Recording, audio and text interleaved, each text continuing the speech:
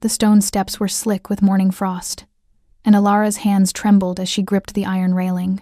Her breath came in shallow gasps, not from exertion, but from the crushing weight of fear that had settled into her bones over the past 3 months. 3 months since he'd looked at her with those ice-cold eyes and spoken the words that shattered her world. "You are not my mate. I reject this bond."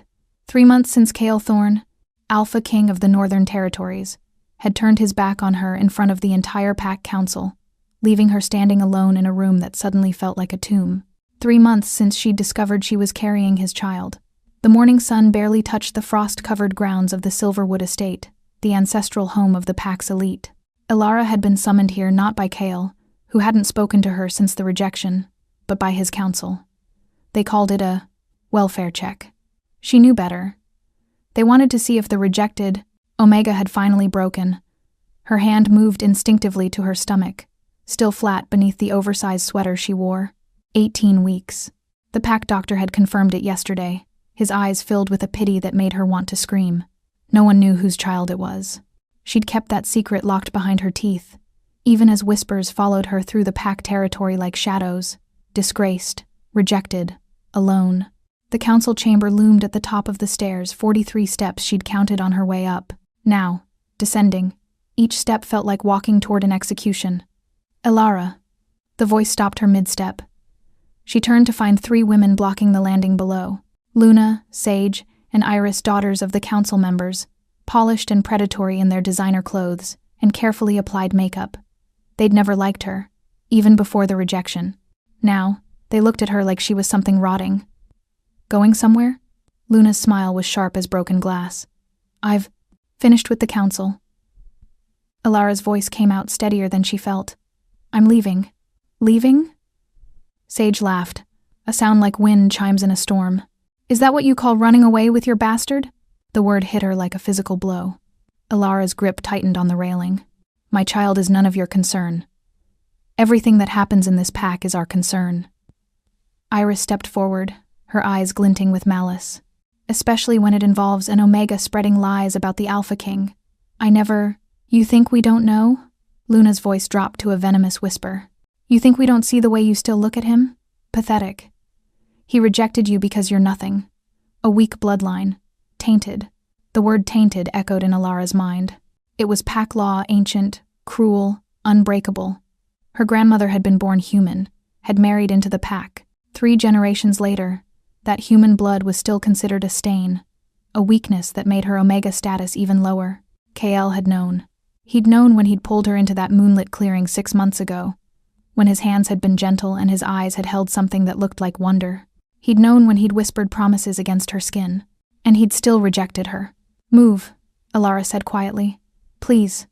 Luna's smile widened. "Make us." The shove came without warning. Luna's hands connected with Alara's shoulders, and suddenly the world tilted. Her foot slipped on the frost-slicked stone. The railing slipped from her grasp. For one suspended moment, she was weightless. Then she was falling. The stairs rushed up to meet her. Her hip struck stone, her shoulder, her head cracked against the edge of a step, and the world exploded into stars. She tumbled, unable to stop, unable to protect. The baby. Oh God, the baby. She hit the landing with a sickening thud, her body crumpling like paper. Pain radiated through her in waves, sharp and all-consuming. Above her, she heard gasps. Luna's shocked voice saying, "She just fell." Alara's vision swam. Through the haze, she saw the council chamber doors burst open. Figures rushed down the stairs, but there was one figure that stood perfectly still at the top. Tall, broad-shouldered, dark hair catching the morning light. Cale. Their eyes met across the distance, and even through her pain, even through the blood now pooling beneath her head, she felt it, that cursed bond he'd tried to sever. It flared to life like lightning in her chest, screaming, "Mate, mate, mate." His face was expressionless, carved from ice, but his eyes for just one heartbeat held something that looked like devastation. Then the world went dark, and Alara's last conscious thought was a prayer to the moon goddess she no longer believed in. "Please, save my baby, even if you won't save me." The antiseptic smell of the pack infirmary invaded Alara's senses before consciousness fully returned. Her eyelids felt weighted, her body distant and strange, as though she were floating somewhere between dream and waking. Pain pulsed through her skull in rhythmic waves that matched her heartbeat. The baby. Her eyes snapped open. Panic clawed up her throat as her hand flew to her stomach, pressing against the thin hospital gown. A monitor beeped steadily beside her bed, and she became aware of an IV line trailing from her arm. "Don't move." The voice was granite cold, commanding, unmistakable. Kael stood by the window, his back to her, silhouetted against the gray afternoon light. He wore the same dark shirt from this morning, but his shoulders were rigid with tension that seemed to fill the entire room. "My baby." Her voice cracked. "Alive." The single word was clipped. For now. Relief flooded through her so powerfully she felt dizzy. "How long?" 6 hours. He still hadn't turned around. "You fractured your skull, dislocated your shoulder. The pack doctor says you're lucky you didn't break your neck." Lucky. The word tasted bitter. Alara shifted slightly, wincing as pain shot through her shoulder. The monitors beside her bed beeped faster. "The council witnesses say you slipped." His voice was emotionless, but something underneath it vibrated like a wire pulled too tight. "On the frost." She heard what he wasn't saying. Luna, Sage, and Iris had lied. Of course they had. "I was pushed," Alara said quietly. The silence that followed was suffocating. Kael's hands, she noticed, were clenched into fists at his sides. "By whom? Does it matter?" Bitterness leaked into her voice despite her exhaustion. "You rejected me. What happens to me isn't your concern anymore, Alpha King." She saw his shoulders tense at the formal title. Good. Let him remember what he'd done, how he'd humiliated her in front of everyone who mattered. The child. His voice had gone even colder, if that were possible. "Whose is it?" The question hung between them like a blade. Alara's laugh was sharp and humorless. "You have no right to ask me that. I'm alpha of this pack. Every member is my concern. Then perhaps you should have considered that before you severed our bond." She forced herself to meet his gaze as he finally turned. Those eyes, storm gray and merciless, fixed on her with an intensity that made her breath catch. Even now, even after everything, the mate bond writhed inside her chest like a living thing, desperate to reach him. She watched his jaw clench. "Answer the question, Alara. Or what? You'll reject me again?" She pushed herself up despite the screaming pain in her shoulder, needing to face him with whatever dignity she had left. "You made it very clear I mean nothing to you. My child's parentage is none of your business." Something flickered across his face too quick to catch. When he spoke again, his voice was dangerously soft. "The pack doctor called me because omega pregnancies are rare, especially for unmated females." He took a step closer, and Alara hated how her body responded, leaning toward him even as her mind screamed to pull away. "He also informed me that the child carries alpha blood, strong alpha blood." Her heart hammered against her ribs. She'd known the pack doctor would test the baby's lineage. It was protocol, but she hadn't expected him to share the results with anyone, especially not Kael. "There are many alphas in this pack," she managed. "Not many who could father a child strong enough to survive a fall like that." His eyes bore into hers. "The doctor says it's a miracle. The fetus should have miscarried from the trauma alone. But something protected it, something powerful." Alara's mouth went dry. She hadn't known that, hadn't realized how close she'd come to losing everything. Royal bloodline. Kael's voice was barely above a whisper now, and he'd crossed half the distance between them. Only royal alpha blood carries that kind of protective instinct, even in utero. "So I'll ask you one more time, Alara. Whose child is it?" She wanted to tell him, wanted to scream it in his face, wanted to watch his carefully controlled expression crack, but fear held her tongue. Not fear of him, but fear of what he might do. Would he try to take the baby? Claim it as his heir while still denying her? "Why do you care?" she whispered instead. "You made your choice." For the first time since she'd woken, genuine emotion crossed his face. It looked like agony. "That child." He stopped, seemed to struggle with something. When he continued, his voice was raw. "If that child is mine, it changes everything. It changes nothing." Tears burned behind her eyes, but she refused to let them fall. "You rejected me because of my bloodline. Because I'm tainted." "Those are your words, Kael. You think having your baby makes me less human? Less weak? I never said you were weak. You didn't have to." The monitor's beeping had accelerated. Kael's eyes flicked to it, then back to her face. Something in his expression shifted, softened, almost imperceptibly. You need to rest. The command in his voice had gentled. We'll discuss this when you're stronger. There's nothing to discuss. He moved suddenly, closing the remaining distance between them. His hand lifted as if to touch her face, and Alara froze. The mate bond roared to life, singing at his nearness. His scent pine and winter storms and something uniquely him wrapped around her. His fingers stopped inches from her cheek. His eyes held hers, and in them she saw something that looked like longing, like regret, like a war being fought behind those cold gray depths. Rest, Alara. His voice was almost tender. Please. Then he was gone, the door clicking shut behind him, leaving her alone with the monitors and the phantom warmth of his almost touch, and the terrible, undeniable truth burning in her chest. The baby was his. And somehow, he already knew. Alara was released from the infirmary 3 days later with strict orders to rest and a prescription she couldn't afford to fill. The pack doctor, an elderly wolf named Marcus with kind eyes that held too many secrets, had pulled her aside before she left. The Alpha King has requested daily updates on your condition, he'd said quietly, glancing toward the door as if Kale might materialize at any moment. And the babies. Tell him I'm fine, Alara had replied, though fine felt like a foreign concept. Her shoulder was still wrapped, her head still ached, and every time she closed her eyes she felt herself falling. Alara. Marcus's hand had been gentle on her arm. There's something you should know. The baby's protective response during the fall. I've only seen it once before, decades ago. In the old Alpha King's line. He'd paused, weighing his words. Royal wolves protect their own, even before birth. But this child, the power signature, is remarkable. Almost ancient. Ancient. The word had followed her out of the infirmary and into the small cottage at the edge of Pack, territory where she'd been living since the rejection. It was modest, 2 rooms and a kitchen that barely functioned, but it was hers. Or at least, it had been assigned to her as part of her Omega designation. Now, standing in her dimly lit living room as dusk settled over the forest, Alara wondered how long even this small mercy would last. A knock at the door made her jump. Her heart raced as she moved toward it, every instinct screaming danger. Through the window, she caught a glimpse of a tall figure, and for one irrational moment she thought, not Kale. She opened the door to find Theron, Kale's beta and oldest friend, standing on her porch with an expression caught somewhere between duty and discomfort. Alara. He nodded, respectful despite her fallen status. Theron had always been kind to her, even after the rejection. May I come in? She stepped aside, hyper-aware of how small her cottage must seem to someone who lived in the main pack house.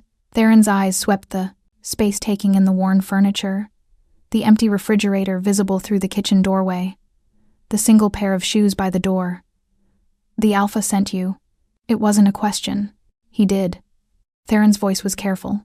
He wants to ensure you have everything you need. I need nothing from him. Alara, Theron sighed, running a hand through his dark hair. Please, don't make this harder than it has to be. You're injured, pregnant, alone. Let us help. Us? Bitterness crept into her voice. Where was this concern 3 months ago when your Alpha humiliated me? Where were you when I was pushed down those stairs? Guilt flashed across Theron's face. I wasn't there. If I had been, it wouldn't have mattered. She wrapped her arms around herself, suddenly cold despite the small fire crackling in the hearth. Nothing matters except bloodlines and pack law. I'm tainted, remember? My grandmother's human blood makes me unworthy. Kale doesn't believe that. The words hung in the air. Between them. Alara stared at Theron, searching his face for the lie. Then why did he reject me? Theron's expression shifted something like pain, like knowing too much and being able to say too little. It's not my story to tell. But Alara, you need to understand the rejection. It's killing him. Good. The word came out sharper than she intended. He deserves to suffer. Does he? Theron took a step closer, his voice dropping. Or is there more happening here than you know? Have you asked yourself why he rejected you publicly but can't seem to stay away? Why he stood watch outside your infirmary room for 3 days straight? Why he looks like a man being torn apart every time someone mentions your name? Alara's breath caught. What? He never left. Theron's eyes were steady on hers. Not once. Marcus had to force him to eat. The council demanded his presence at meetings and he refused them all. You were unconscious, Alara. But he was there. Always. The revelation shook something loose inside her. She thought of waking alone. of Cale's cold demeanor, his controlled distance. Had it all been a facade? I don't understand. Neither do I. Completely. Theron pulled an envelope from his jacket. But he asked me to give you this, and to tell you that Luna, Sage, and Iris have been removed from Pack territory pending investigation. Her hands trembled as she took the envelope. It was heavy, expensive paper, sealed with the Alpha King's mark, a silver wolf beneath a crescent moon. He knows they pushed me? He knows. Theron's voice hardened. And there will be consequences. No one touches what's his. And he stopped abruptly, as if he'd said too much. I'm not his. But even as she spoke, her hand moved to her stomach. He made that clear. Did he? Theron moved toward the door, then paused. Read the letter, Alara. And tomorrow night, there's a pack gathering at the northern cliff. The full moon ceremony. You're not required to attend given your condition, but I think you should. I think you need to see something. See what? Theron's smile was sad. The truth he can't speak aloud.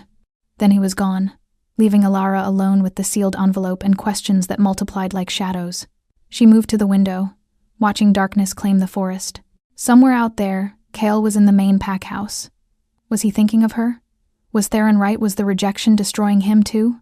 Her fingers traced the seal. Part of her wanted to throw the letter into the fire unread. But a larger part, the part that still felt the phantom warmth of his almost touch, that remembered his voice saying rest, please with something like tenderness, needed to know. She broke the seal. Inside, in handwriting she recognized from official pack documents, were 4 words that made her heart stop. Forgive me. It's complicated. Come tomorrow. Please. K. Beneath it, a single pressed silver leaf, the kind that only grew on the ancient tree. At the northern cliff, the ceremonial site, the place where pack bonds were formed and, rarely, where they were broken or remade. Outside her window, a wolf howled in the distance. The sound was mournful, desperate, and something in her soul recognized it, recognized him. Sleep refused to come. Alara lay in her narrow bed, watching moonlight paint silver patterns across her ceiling. Cale's letter clutched against her chest. The pressed leaf had released a faint scent, earth and winter, and something older, something that spoke of magic she barely understood. Forgive me. It's complicated. What could possibly be complicated about destroying someone?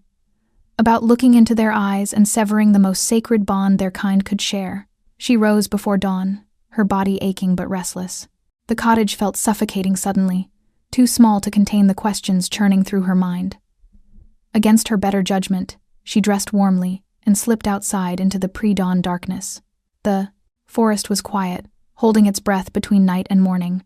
Alara walked without direction, letting her feet choose the path.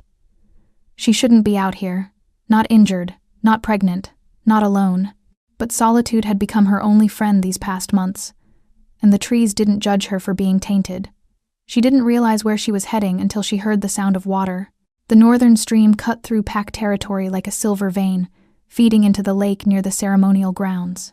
Alara had come here often before the rejection, drawn by its wild beauty. Now she stood on the bank, watching dawn light begin to touch the water's surface. A branch snapped behind her. She spun, heart hammering, and found herself face to face with an elderly woman she'd never seen before. The stranger was small, wizened, with eyes that seemed to hold centuries. She wore traditional pack clothing, leather, and woven silver that marked her as someone important, though Alara couldn't place her. You're the rejected Omega. It wasn't a question. The woman's voice was like wind through autumn leaves. Alara lifted her chin. I'm Alara. I know who you are, child. The woman moved closer, studying her with an intensity that made Alara want to step back. I know what you carry, too. Royal blood.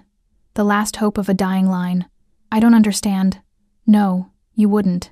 The woman's gaze moved to Alara's stomach. They've kept the truth from you. From everyone. But the old laws remember what the young have forgotten. What truth? Who are you? I am Mira, Elder of the Moon Council, Keeper of the Ancient Rites. She gestured to a fallen log near the stream. Sit. You need to hear this before tonight's ceremony. Every instinct told Alara to run. Strange women appearing in forests, speaking in riddles. It was the beginning of every cautionary tale she'd ever heard. But something in Mira's eyes held her. Not threat, but urgency. Desperation, even. She sat. Mira settled beside her, with a sigh that seemed to carry the weight of years.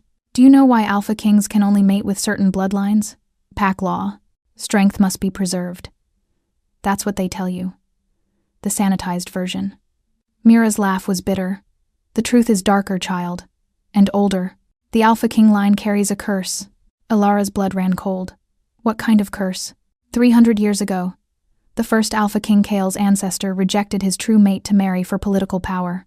The moon goddess herself appeared before him and spoke a prophecy. Every 7th generation, an Alpha King will face the same choice. Reject the true mate, and the bloodline will weaken unto death. Accept the mate, despite all obstacles, and the curse will break, but the true mate will always be deemed unworthy by pack law. The words settled over Alara like frost. 7th generation. Kale is the 7th. Mira's eyes were grave. And you are his true mate. The one who breaks all the rules.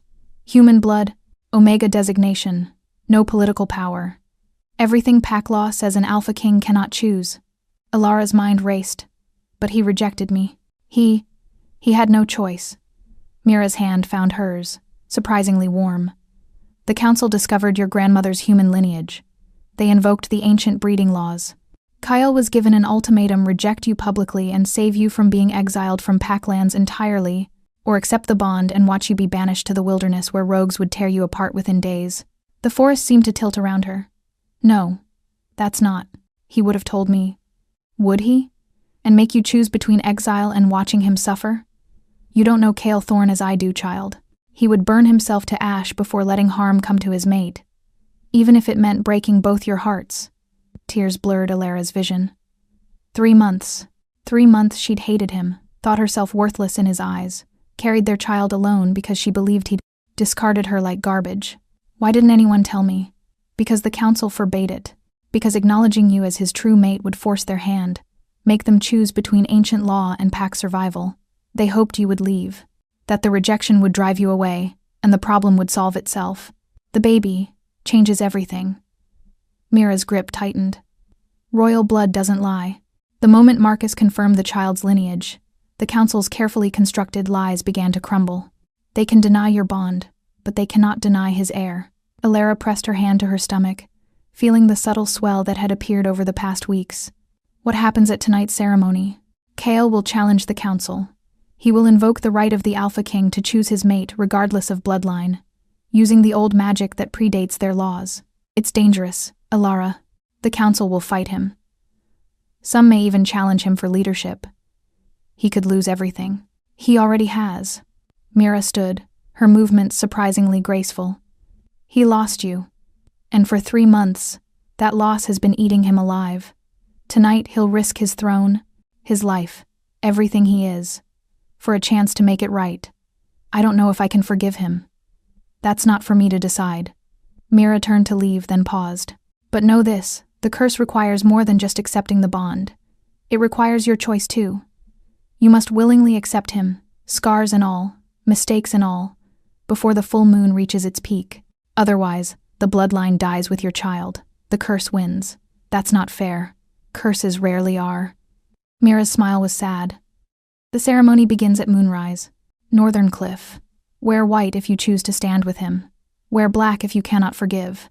She started walking into the trees, then called back. Choose with your heart, child. Not your hurt.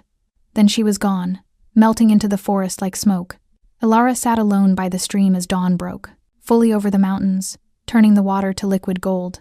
In her mind, she replayed every moment since the rejection, Kale's cold eyes that sometimes flickered with agony. His vigil outside her infirmary room, the way his hand had almost touched her face. Forgive me. It's complicated. Now she understood the complication. The impossible choice he'd faced, the sacrifice he'd made thinking it would save her. But understanding didn't erase 3 months of pain, didn't undo the loneliness, the shame, the nights she'd cried herself to sleep. Tonight, she would have to make a choice of her own.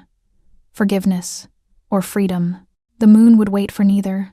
Alara spent the day in a fog of indecision, pacing the narrow confines of her cottage until her feet wore a path in the wooden floor. 2 dresses lay spread across her bed, one white as fresh snow, one black as a moonless night. White for forgiveness, black for goodbye. The choice should have been simple. He'd hurt her.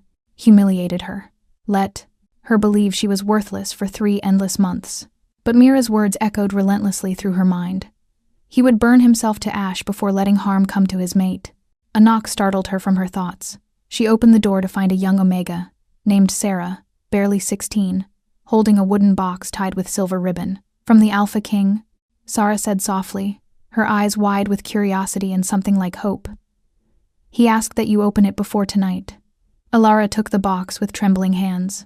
Sarah lingered, clearly desperate to see what was inside, but Alara gently closed the door. Some moments needed privacy. Inside the box, nestled in black velvet, was a silver comb, ancient, delicate, inlaid with moonstones that seemed to glow with their own light. Beneath it, a note in Kale's stark handwriting. "This belonged to my mother. She wore it the night she chose my father, despite the council's opposition. She told me once that true strength isn't following laws, it's breaking them when love demands it. Whatever you choose tonight, you deserve to know. You were never weak. You were always the strongest person I've ever known. The mistake was mine." Alara's vision blurred. She lifted the comb, feeling its weight, its history. Kale's mother had died when he was young, she knew that much from pack gossip. For him to offer this, something so precious, she set it carefully on her dresser and returned to staring at the dresses. The sun began its descent toward the horizon, painting the sky in shades of amber and blood. Alara's hands moved to her stomach, feeling the subtle flutter that had begun just yesterday, the baby moving for the first time, a butterfly whisper of life. "What should I do?" she whispered to the child growing inside her. "He's your father, but he broke my heart." The baby fluttered again, as if in response. Alara closed her eyes and let herself remember not the rejection, but before. The night Kale had found her crying by, the lake after another Omega had called her tainted. How he'd sat beside her without a word, just his presence steady and certain. How he'd finally said, "They're wrong. You're not defined by your bloodline. You're defined by your spirit, and yours burns brighter than anyone I've ever known." She remembered the first time he'd kissed her, tentative and reverent, as if she were something precious. The way he'd held her after, his forehead pressed to hers, whispering, "I didn't know I was missing something until I found you." She remembered his face in the council chamber the day of the rejection, not cold, but carved from stone, like a man performing his own execution, and the single tear that had tracked down his cheek after he'd spoken the words, the one everyone else had been too focused on her devastation to notice. But she'd seen it. Decision crystallized in her chest like ice forming over water. She reached for the white dress. The northern cliff was already crowded when Alara arrived, pack members forming a semicircle around the ancient tree that grew at the cliff's edge. Its branches spread wide against the darkening sky, silver leaves rustling in the evening wind. Torches burned around the perimeter, casting dancing shadows across stone worn smooth by centuries of ceremonies. Silence fell as Alara stepped into the clearing. She'd worn the white dress simple, flowing, the color stark against her dark hair which she'd pinned up with Kale's mother's comb. The moonstones caught the firelight, gleaming like captured stars. The crowd parted. At the far end of the circle, near the ancient tree, stood the council's 7 stern-faced elders in their ceremonial robes. And in front of them, alone and unbowed, stood Kale. He wore the formal attire of the Alpha King black with silver threading that matched the markings on his arms, visible now with his sleeves rolled back. His eyes found hers across the distance, and she watched his entire body go still. His gaze moved from her face to the white dress to the comb in her hair, and something that looked like hope broke across his expression before he could hide it. "The Omega comes," one of the council members said, his voice dripping disdain. "Uninvited and unwelcome. She's my invited guest." Kale's voice rang out, clear and commanding. "And she will be treated with the respect due to the mother of my child." Gasps rippled through the crowd. So he was acknowledging it publicly, claiming the baby as his heir. Alara's heart hammered as she moved forward, each step bringing her closer to the point of no return. Theron appeared at her elbow, offering his arm. "Let me," he murmured. "You shouldn't walk alone." She accepted gratefully, letting him guide her through the crowd. Up close, she could see the toll the past months had taken on Kale. He looked harder, leaner, with shadows under his eyes that spoke of sleepless nights. But when she stopped a few feet away from him, she also saw the vulnerability in his gaze, the fear that she might turn and walk away. Alara. Her name on his lips was a prayer and a question. "I'm here," she said simply. The head counselor, a severe man named Aldrich, stepped forward. "This is highly irregular. The ceremony has not begun." "Then let it begin." Cale never took his eyes off Alara. "I invoke the right of Alpha King to challenge pack law under the Old Covenant. I claim my true mate before the moon and before witnesses, regardless of bloodline or council approval." "You know the consequences," Aldrich warned. "Challenge the council's breeding laws, and you challenge your right to rule." "I know." Cale's voice was steady. "I'm prepared to fight for my throne. And for her." "Then you're a fool." Another counselor, a woman named Vera, sneered. "She's tainted, weak. Her bloodline will corrupt. Enough." The word cracked like thunder. Cale's power rolled out pure alpha dominance that made every wolf present, including the council, bare their necks in instinctive submission. Every wolf except Alara, whom the command seemed to flow around like water around stone. "I will not hear my mate disrespected," Cale continued, his voice deadly quiet. "Not by you, not by anyone. Challenge me if you dare, but you will show her the honor she deserves." In the heavy silence that followed, the moon began to rise over the cliff's edge, full and silver and ancient. The ceremony had begun, and with it, Alara's choice would be tested in ways she couldn't yet imagine. The moon climbed higher, its light washing over the assembled pack in waves of silver. Alara felt its pull in her blood stronger than ever before, as if the pregnancy had awakened something primal in her omega nature. Beside her, she sensed Cale fighting the same pull, his wolf straining against his control. Mira emerged from the crowd, moving with purpose toward the ancient tree. She carried a ceremonial bowl carved from dark stone, filled with something that gleamed like liquid starlight. "The Alpha King has invoked the Old Covenant," Mira announced, her voice carrying across the clearing. "A right not exercised in 300 years. He claims his true mate, despite council opposition, despite pack law, despite the consequences to his throne." She turned to face the council. "Do you accept his challenge?" Aldrich's face was rigid with fury. "We do not accept. This Omega is unsuitable. The Old Covenant doesn't ask for your acceptance." Mira's eyes flashed. "It demands only your acknowledgement. The Alpha King has the right to choose his mate by blood and bond, superseding all breeding laws. This right was written into our foundation by the moon goddess herself." "The council serves as check against royal tyranny," Vera interjected. "We will not stand aside while he destroys our bloodline with tainted." "Call her tainted one more time." Cale's voice was soft, deadly. "Please, give me the excuse." The threat hung in the air. Vera's mouth snapped shut, but her eyes burned with malice. Mira continued as if there had been no interruption. "The Old Covenant requires 3 elements: public declaration, willing acceptance, and the moon's blessing. The Alpha King has made his declaration. Now we must hear from the Omega herself." She turned to Elara. "Elara Thornborn, do you come here of your own free will?" "I do." Her voice was steadier than she felt. "Do you understand that accepting this bond will make you Alpha Queen, subject to challenges from those who oppose you? That your life and your child's life may be threatened by those who cling to old prejudices?" Alara's hand moved to her stomach. She'd thought coming here in white was her decision made. But now, hearing the reality spoken aloud, doubt crept in. She would be putting not just herself but their baby in danger. As if sensing her hesitation, Cale spoke. "Elara, look at me." She met his eyes, those storm-gray eyes that had haunted her dreams for months. "I won't lie to you. Not anymore." His voice carried to every corner of the clearing. "Accepting this bond will paint a target on your back. The council will fight us. Some pack members will never accept you. You'll face challenges, threats, possibly worse." He took a step closer, and she felt the mate bond flare between them, hot and insistent. "But I swear to you, on my life and my crown, I will protect you. I will stand beside you.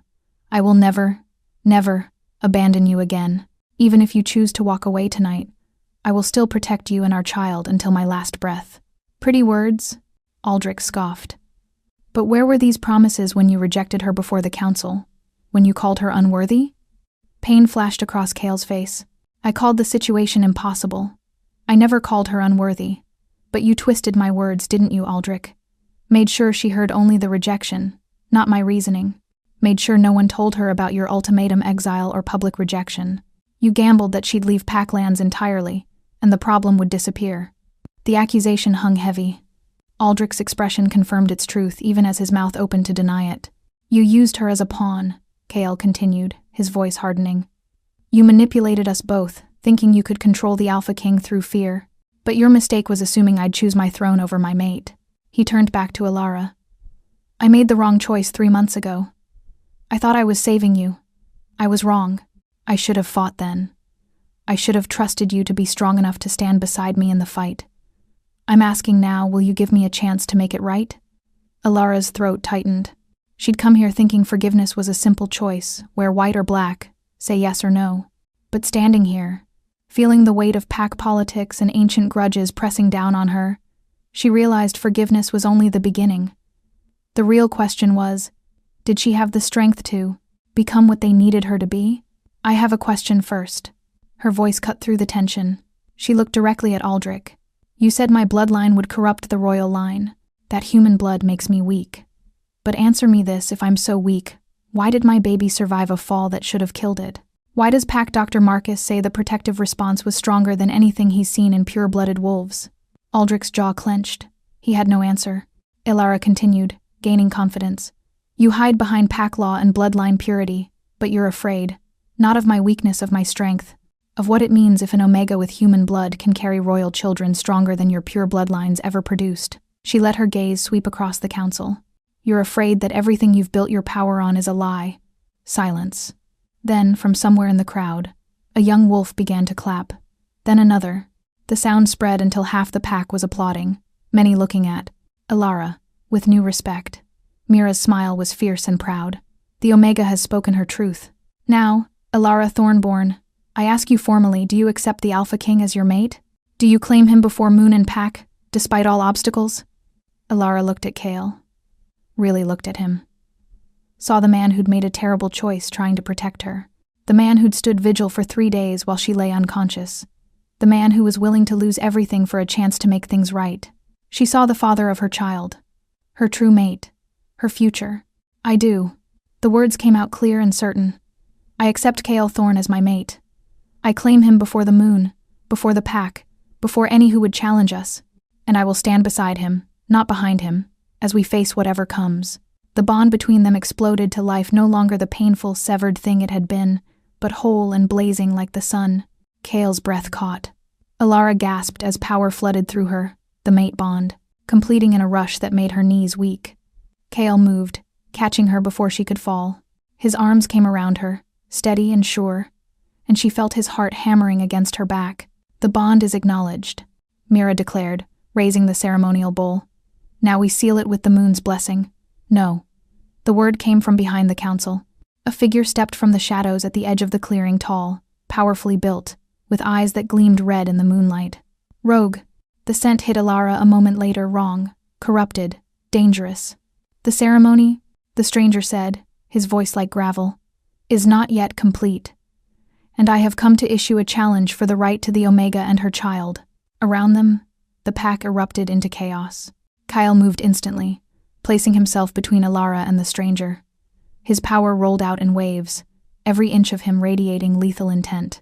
Around them, pack wolves shifted into defensive positions, growls rumbling through the clearing. Identify yourself, Kael commanded, his voice pure alpha authority. The stranger smiled, revealing teeth too sharp to be fully human. He was older than Alara had first thought, perhaps 50, with silver threading through dark hair and scars marking his face and arms. But it was his eyes that held her attention, red-rimmed and wild, yet underneath, something calculating lurked. I am Damon Blackwood, and I have every right to be here. The name sent a ripple of shock through the assembled wolves. Alara felt Theron tense beside her, heard gasps from the crowd. Even the council looked shaken. Blackwood, Aldrich breathed. That bloodline was extinct, wiped out in the purge 70 years ago. Not extinct. Damon's smile widened. Merely. Waiting. And now I've come to claim what's mine by ancient right, the Omega carrying royal blood. Kael's growl was inhuman. She belongs to no one but herself.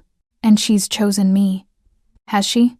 Damon's red-tinged gaze fixed on Alara, and she Damon's. Fought the urge to step back, or did she simply choose the devil she knows over the one she doesn't? Tell me, little Omega, do you know what the Blackwood line was before the Thorns destroyed us? Rogues, Mira said, stepping forward. Her expression was grim. The Blackwood pack turned rogue, abandoned pack law, slaughtered humans and wolves alike. They were eliminated to protect our kind. We were rebels. Damon's voice hardened. We refused to bow to the Thorns' tyranny, refused to accept their breeding laws and bloodline obsessions. And for that, Kale's grandfather hunted us like animals. His eyes found Kale. How many of my family did your bloodline murder, Alpha King? 20? 30? My sister was 8 years old when your grandfather's wolves tore her apart. The pain in his voice was real, raw. Alara felt Kale tense. My grandfather's actions don't justify yours, Kale said quietly. If you've come for vengeance, I've come for justice. Damon pulled something from Neen, his coat a scroll, yellowed with age. The old covenant that allows an Alpha King to claim his mate despite council opposition? It has a counterbalance. A challenge clause. If any Alpha of royal blood contests the claim during the ceremony, they have the right to fight for the Omega's hand. You're not Pack, Aldrich objected. You have no right. The Blackwood line was royal before the Thorns. Our blood is as pure, our claim as ancient. Damon unrolled the scroll, revealing text written in the old language. The law is clear. During a contested mating ceremony, any royal-born Alpha may issue challenge. The Omega chooses which Alpha she wishes to fight for her. Then the Alphas battle. Winner claims the mate and her offspring. Horror washed through Alara. No, I've already made my choice. Under duress. Damon's voice softened as he looked at her. You chose the man who rejected you, who let you suffer for months, who allowed you to be pushed downstairs while his child grew in your belly. Is that really choice, Omega? Or is it simply Stockholm Syndrome? The words hit harder than Alara wanted to admit. Doubt flickered through her, not about Kale, but about herself. Had she chosen him because she truly forgave him? Or because she was too afraid to imagine another path? Don't listen to him, Kale said, but he wasn't looking at Damon. His eyes were on Alara, and in them she saw fear. Not of the fight, but of losing her. Alara, please. She deserves to hear the truth. Damon moved closer, though he was careful not to cross into Kale's immediate territory. I've watched you these past months, Alara Thornborn. Watched you grow strong despite your pain.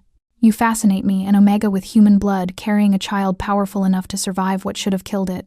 Do you know what that makes you? Tainted, she whispered, the word automatic. Extraordinary. Damon's voice rang with conviction. The old laws are wrong. Human blood doesn't weaken. It adapts, evolves, creates new strengths. Your child is proof.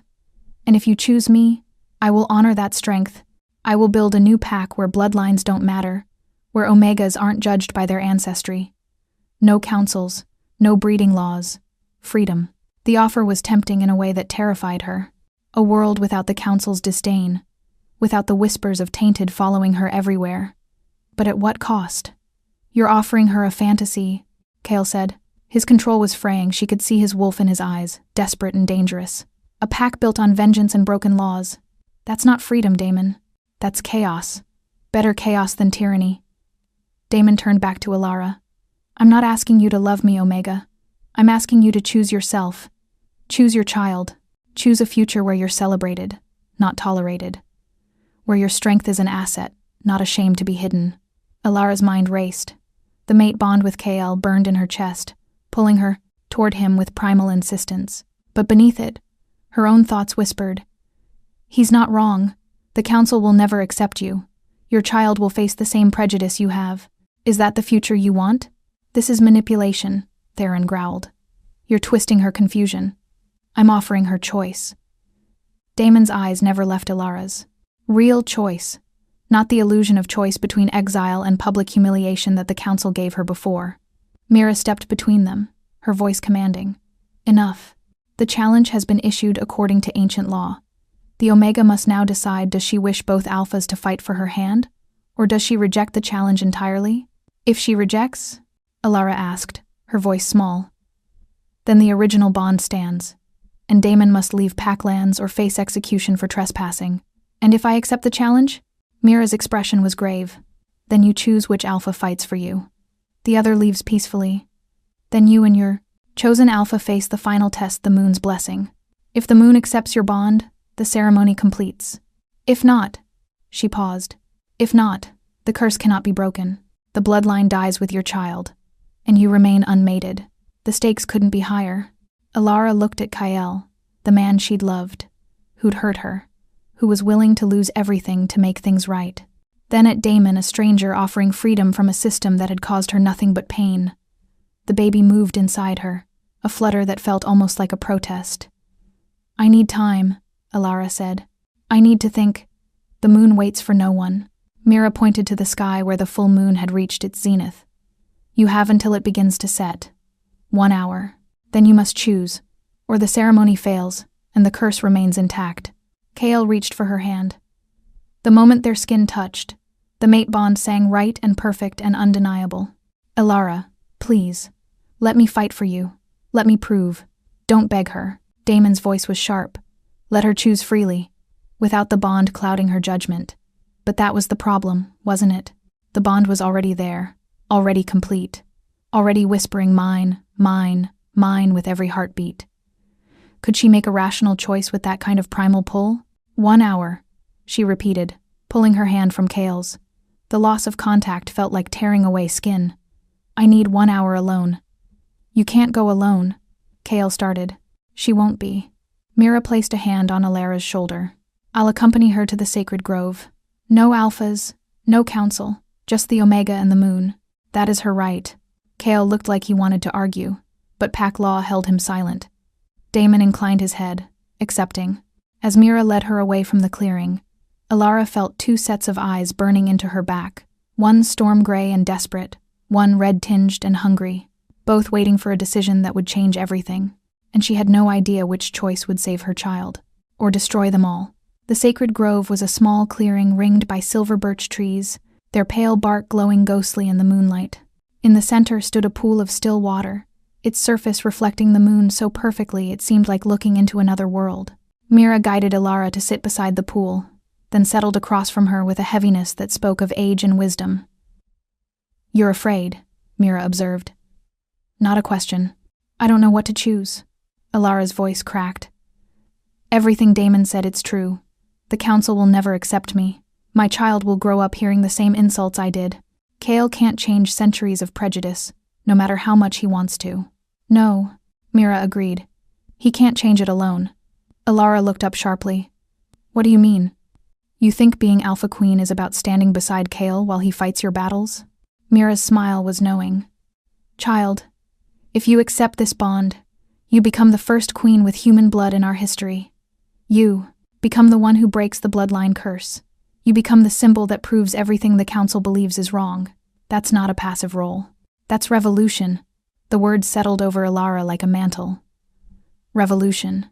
Not just accepting Kale's protection, but actively changing the system that had hurt them both. "Damon offers the same thing," she said. "A new pack, new rules. Damon offers escape." Mira's voice was gentle but firm. "And there's no shame in choosing that. But ask yourself, is escape what your heart truly wants? Or is it what your fear tells you is easier?" Alara stared into the pool, watching the moon's reflection ripple. "I'm terrified of choosing Kale and failing. Of not being strong enough. Of our child growing up in a pack that resents their existence. And if you choose Damon, I'm terrified of that too." The admission came quietly. "I don't know him. Don't know if his promises are real or if vengeance is all that drives him. The mate bond with Kale, it's real. I feel it. Breaking it would be like cutting out part of my soul."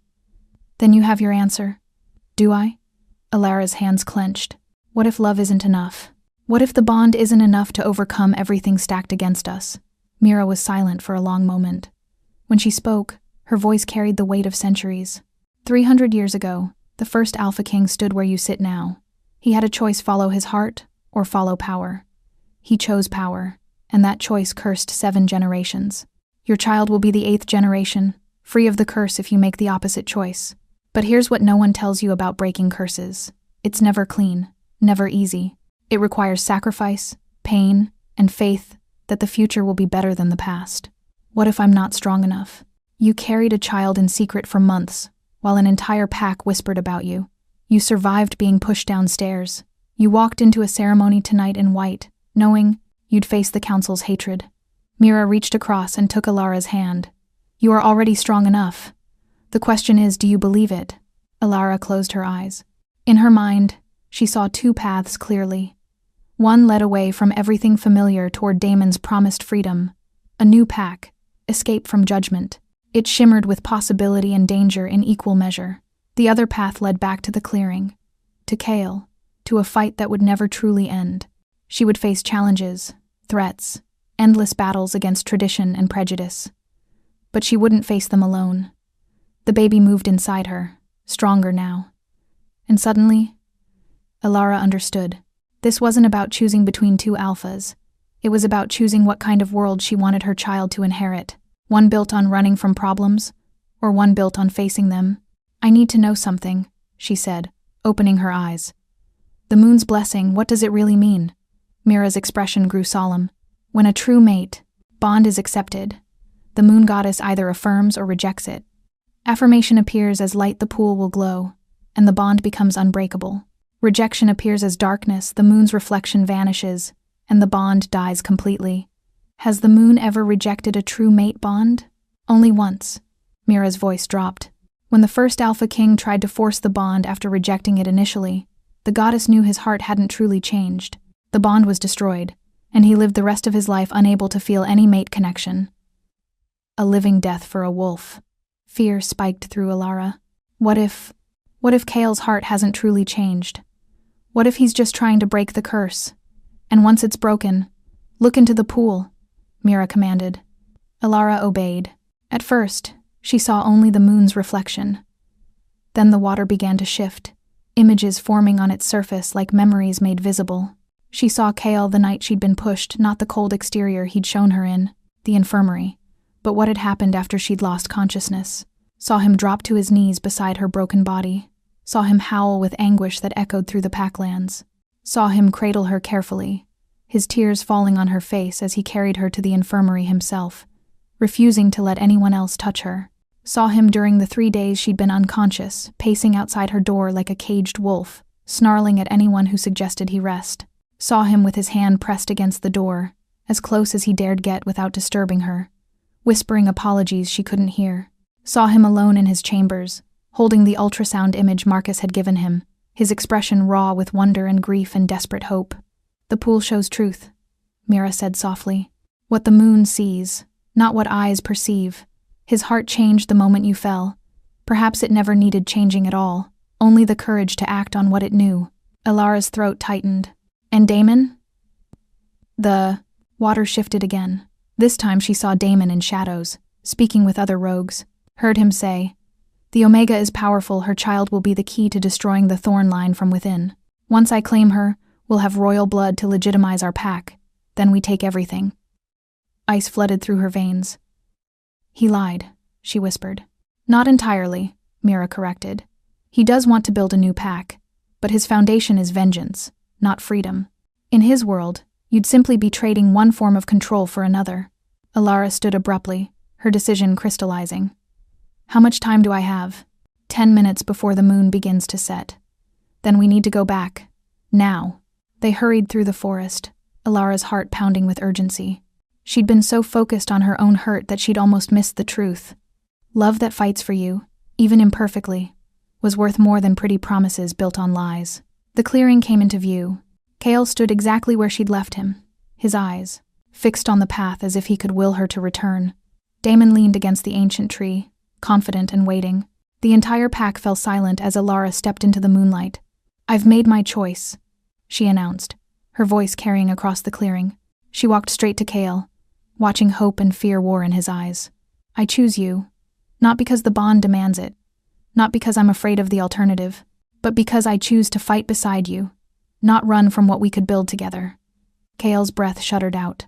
"Alara." She held up her hand. "But I have conditions." Kale's eyes widened slightly at her words, but he nodded. "Name them." Alara turned to face the assembled pack, drawing strength from the baby growing inside her, from the silver comb in her hair, from every moment of pain that had brought her to this clearing. "If I become your Alpha Queen," she said, her voice steady and clear, "then I will not be a figurehead. I will not stand silent while the Council makes decisions that affect our people. I will have a voice in pack law, in challenges, in every matter that shapes our future." Aldrich sputtered. "The Council has governed for centuries. The Council has also perpetuated prejudice for centuries." Alara cut him off. Has enforced laws that value blood over character. That ends now.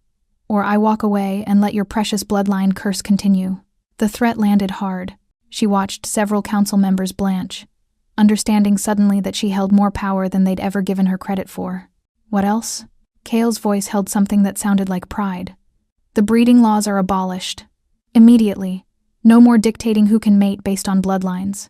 No more exiling omegas who don't meet arbitrary standards.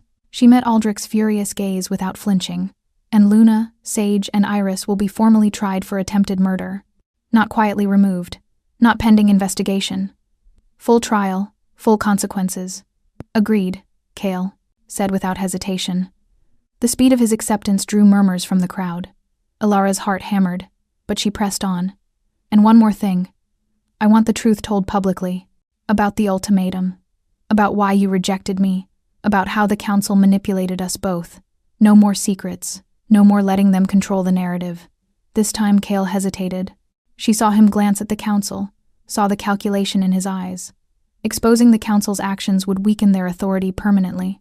It would reshape pack politics in ways that couldn't be undone. The stability of the pack, Aldrich began, was built on lies. Alara finished. And I won't raise my child in a pack that functions through manipulation and fear. Truth, Kale. That's my final condition. All of it. Publicly acknowledged. The silence stretched. Then Kale turned to face the council, his expression carved from stone. 3 months ago, the council discovered Alara's grandmother was human, he said, his voice carrying to every corner of the clearing. They invoked ancient breeding laws and gave me an ultimatum: reject her publicly, or they would use their authority to exile her from packlands entirely. Alone, unprotected, easy prey for rogues. Gasps rippled through the crowd. Several wolves turned to stare at the council with shock and growing anger. I believed I was choosing the lesser evil, Kale continued. I thought a rejection with her remaining safely in pack territory was better than exile and certain death. I was wrong. I should have fought them then. Should have challenged laws built on prejudice and fear. Instead, I hurt the one person I was meant to protect. His eyes found Alara's. I will regret that choice for the rest of my life. But I'm choosing differently now. Alara's conditions are met. All of them. You can't simply abolish centuries of pack law, Vera protested. I'm the Alpha King. Kale's power rolled out, making several wolves drop to their knees. And I'm invoking executive authority to overturn discriminatory breeding laws effective immediately. Any council member who challenges this decision is welcome to fight me for leadership. No one moved. Kale might have looked worn and tired, but he was still the most powerful alpha in the Northern Territories. No one was foolish enough to challenge him directly. Damon pushed off from the tree, his expression unreadable. Quite the performance, Omega. You have more spine than I credited. But tell me, do you really think one night of dramatic declarations will change centuries of ingrained prejudice? Do you think the council will simply accept their demotion? No, Alara admitted. I think it will be a fight every single day. But that's the point. Change isn't comfortable. Revolution isn't peaceful. And I'd rather fight for something real than run toward pretty lies. She'd aimed the last words at Damon deliberately. His eyes narrowed. You saw something in the sacred pool. I saw truth. She held his gaze. You don't want to free me from the council's control. You want to use me to destroy Kale's bloodline from within. My child was never going to be celebrated in your pack. They were going to be a weapon. Damon's mask finally cracked. Rage flickered across his face before he controlled it. The Thorns murdered my family. And I'm sorry for that. Truly. Alara's voice softened. What Kale's grandfather did was wrong. But using me and my child for revenge won't bring your family back. It will just perpetuate the same cycle of violence and bloodshed. You're naive if you think forgiveness heals everything. I don't. She thought of the 3 months of pain, of believing herself worthless, of the fear that had lived in her bones. Forgiveness doesn't erase what happened, but it gives us a chance to build something different, something better. That's what I'm choosing. Damon stared at her for a long moment, something like respect crossing his features. Then he inclined his head, not quite a bow, but an acknowledgement. You're stronger than I thought, Alara Thornborn. Perhaps you will change things. He turned to leave, then paused. But when the council comes for you, and they will remember that I offered you another path. He shifted mid-stride, black fur rippling across his skin as he transformed into a massive wolf. With one last look at the assembled pack, he disappeared into the forest. Silence fell.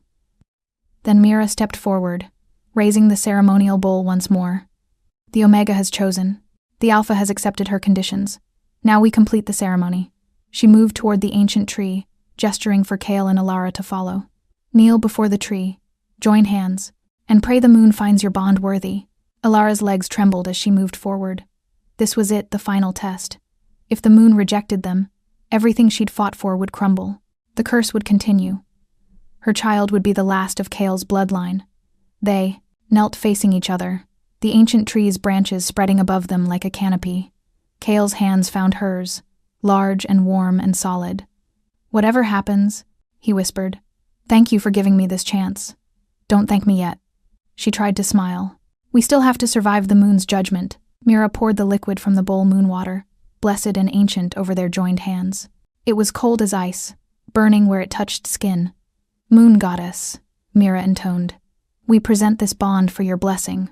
True mates, tested by pain and separation, now reunited by choice and courage. If their hearts are true, show us your light. If their bond is false, show us your darkness. We await your judgment." The clearing held its breath. Above them the moon seemed to pulse, growing brighter, and Alara felt something ancient and vast turn its attention toward them, toward the broken bond they were trying to remake, toward the child growing inside her, toward the choice that would shape generations. The judgment had begun. The moonlight intensified, pouring down through the ancient tree's branches in silver streams. Alara felt it touch her skin like a physical presence, weighing, measuring, searching through every memory and motivation that had brought her to this moment. Kale's hands tightened around hers. She could feel his wolf rising to the surface, responding to the goddess's scrutiny. The mate bond between them flared, no longer the painful half-thing it had been, but not yet complete. It hung suspended, waiting for divine approval or rejection. The moonwater on their joined hands began to glow. Alara's breath caught. Around them, the pack watched in awed silence as the liquid light spread up their arms, weaving between them like threads of starlight. It was beautiful and terrifying. She could feel it probing deeper, past her conscious thoughts into the raw truth of her heart. Why did you choose him?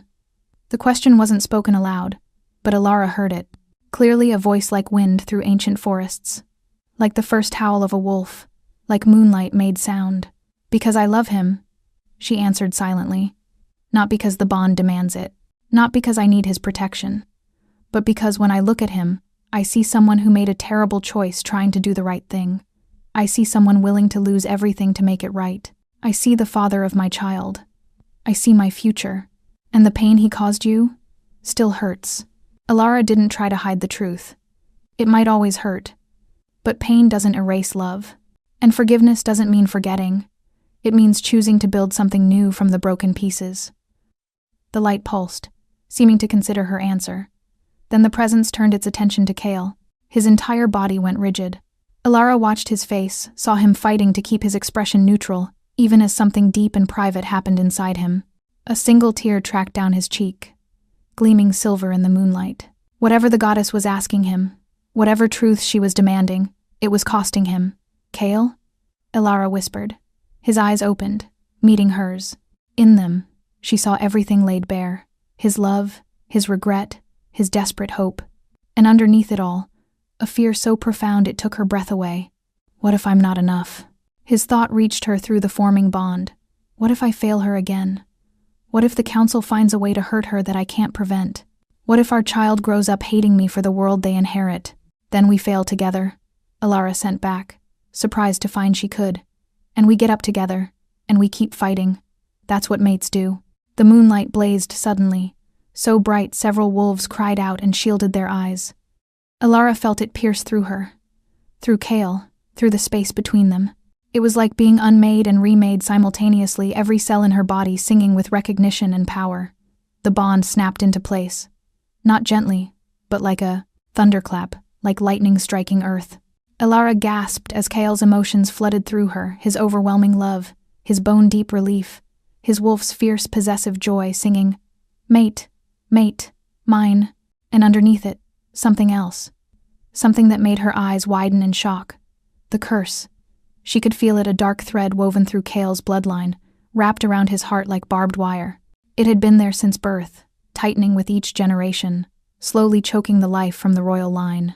But now, as the bond completed, she felt it begin to unravel. The moonlight focused on that darkness, burning it away thread by thread. Kale cried out, not in pain, but in release, as if he'd been carrying an impossible weight and someone had finally lifted it. Through their bond, Elara felt the exact moment the curse shattered completely. Freedom, pure and absolute. The light faded gradually, returning to normal moonlight. Elara found herself still kneeling, still holding Kale's hands, but everything had changed. The bond thrummed between them, solid and unbreakable. She could feel his heartbeat as clearly as her own, could sense his wolf's contentment, could taste his emotions like they were her own, and he could feel hers. You're terrified, his thought reached her, tinged with concern. Of course I am, she sent back. I just became Alpha Queen. The council wants me dead. Half the pack thinks I'm unworthy, and I have no idea what I'm doing. Neither do I. His mental voice held something that might have been a laugh. But we'll figure it out together. Mira's voice broke through their private communication. The moon has spoken. The bond is accepted. The curse is broken. She raised her arms, addressing the pack. I present to you Kale Thorn, Alpha King, and Elara Thorn, Alpha Queen, 7th generation and the breakers of the bloodline curse. Any who would challenge this union must face the moon's judgment directly. No one moved to challenge. Even the council. Members looked shaken, awed by what they'd witnessed. Kale stood, pulling Elara up with him. The movement brought them close, and for the first time since the rejection, they were truly together, no secrets, no distance, nothing but the bond and the choice they'd both made. I love you, Kale whispered, his forehead touching hers. I should have said it 3 months ago. Should have fought for us then. I'm sorry. I know. Elara's hands came up to cup his face. I feel it. Everything. The bond doesn't lie. No, he agreed. It doesn't. He kissed her then, gentle and reverent, tasting of moonlight and promises and new beginnings. Through the bond, Elara felt his joy, his relief, his absolute commitment to making this work, no matter what came next. When they finally pulled apart, the pack erupted in howls, some celebratory, some uncertain, but acknowledging the new reality nonetheless. Theron approached, a wide grin splitting his face. About time. I was starting to think you'd both be too stubborn to figure it out. Shut up, Kale said, but there was no heat in it. His arm remained around Elara's waist, as if he couldn't bear to let her go. Mira touched Elara's shoulder. The ceremony is complete. But know this, what you've done tonight will have consequences far beyond this pack. You've proven that the old laws are fallible, that bloodlines don't determine worth. Other packs will hear of this. Some will celebrate, others will see it as heresy. Let them, Elara said, surprised by her own conviction. Change has to start somewhere. Indeed it does. Mira's smile was proud. You'll make a formidable queen, child. As the pack began to disperse, small groups murmuring excitedly about what they'd witnessed, Aldrich approached with clear reluctance. His expression was a mask of barely contained fury. This isn't over, he said quietly. His words meant only for Kale and Elara. You may have won tonight, but the council's authority spans more than just this. Pack, there are others who will not accept this. Revolution. Then they can take it up with me. Kale's voice was deadly soft. And you can tell them that anyone who threatens my mate or my child will answer to me personally. Aldrich's jaw clenched. For a moment, Elara thought he might challenge Kale right there. But survival instinct won out, and he turned and stalked away. He's right, though, Elara said once he was gone. This is just the beginning. The real fight starts tomorrow. I know.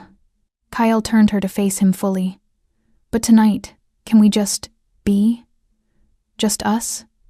The bond, the fact that we made it through?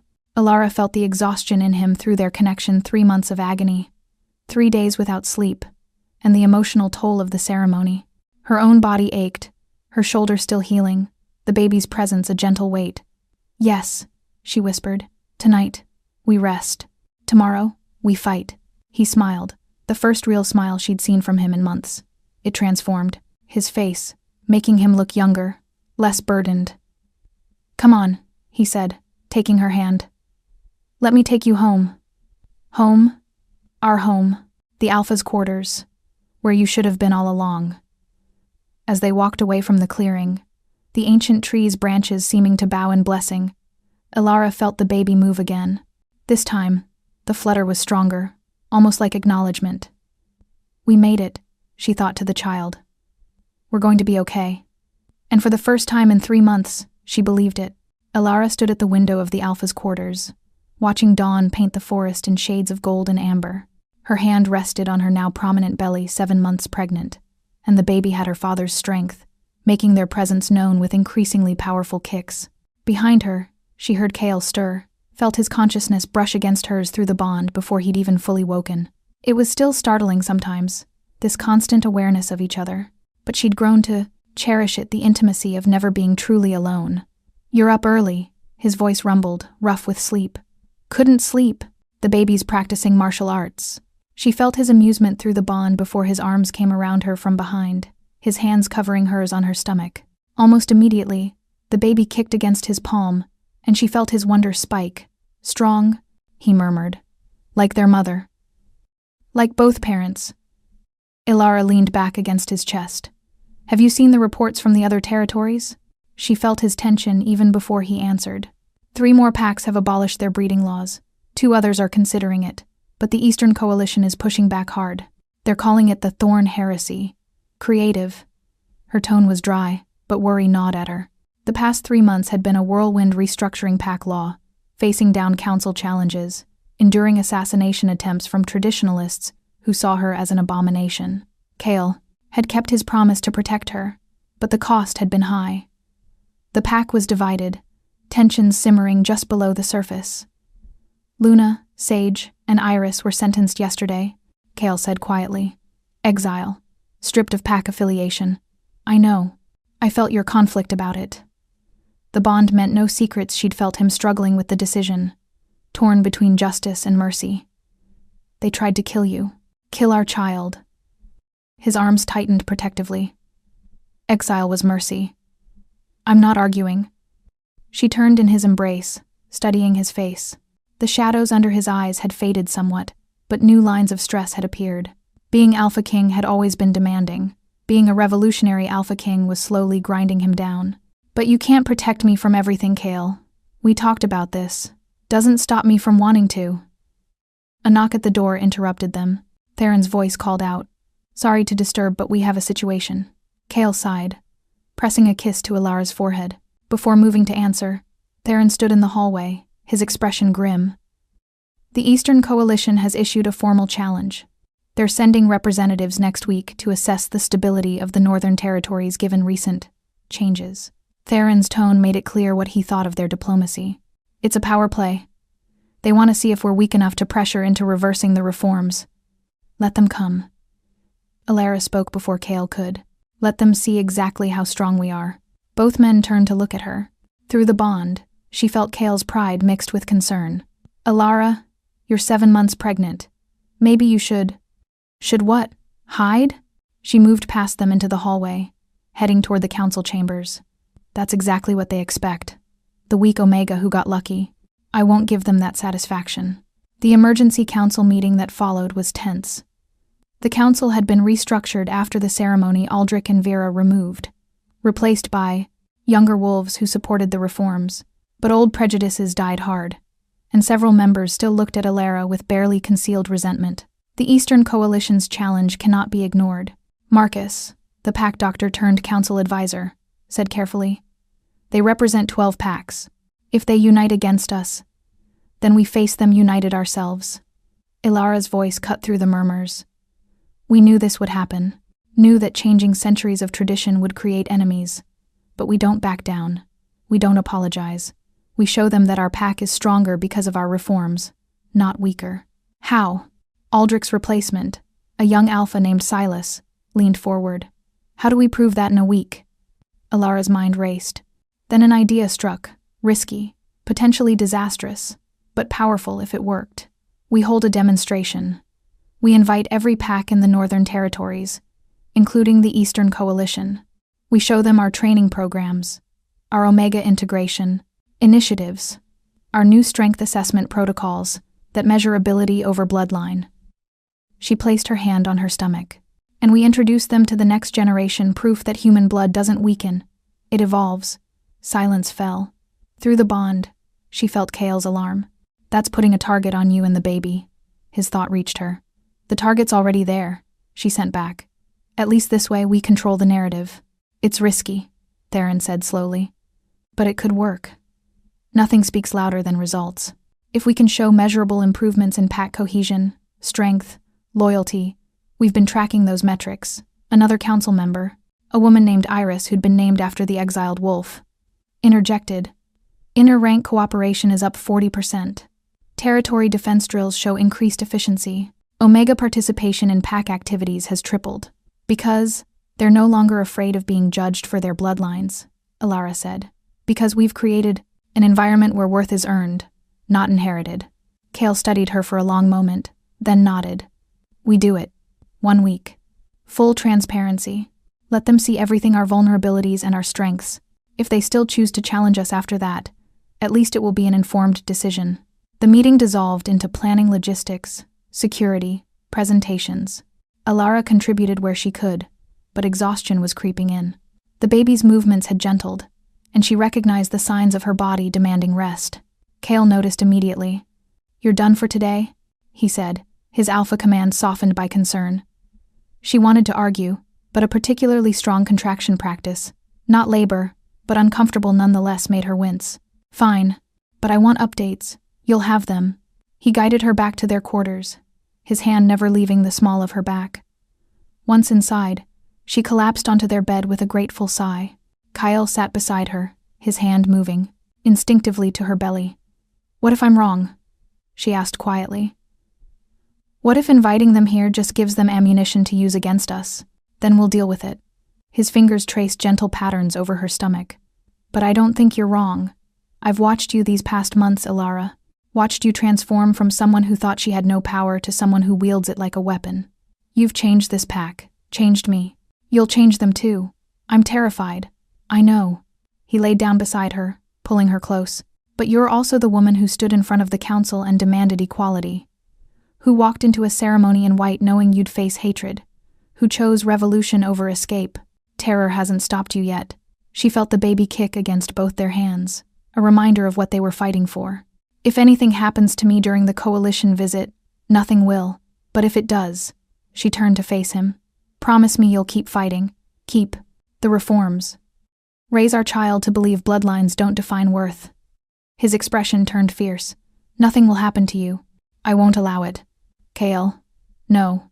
He cupped her face. I've already lost you once. I'm not doing it again. Whatever comes next week, whatever challenges we face them together. That's the promise I'm making. Through the bond, she felt his absolute conviction. It should have comforted her. Instead, it made her more afraid. Because she knew what he would do to keep that promise. Knew he would burn down the world if it meant keeping her safe. Together, she echoed, hoping it would be enough. Outside their window, the sun continued its rise, indifferent to the battles ahead. In 7 days, representatives from 12 packs would arrive. In 7 days, Alara would stand before wolves who believed she was an abomination and prove them wrong, or die trying. The baby kicked again, stronger this time, and Alara felt something shift inside her, not fear, but determination. She'd survived rejection, assassination attempts, and the moon's judgment. She would survive this too. For her child. For her mate. For every Omega who'd ever been called tainted. The 8th generation was coming, and they would change everything.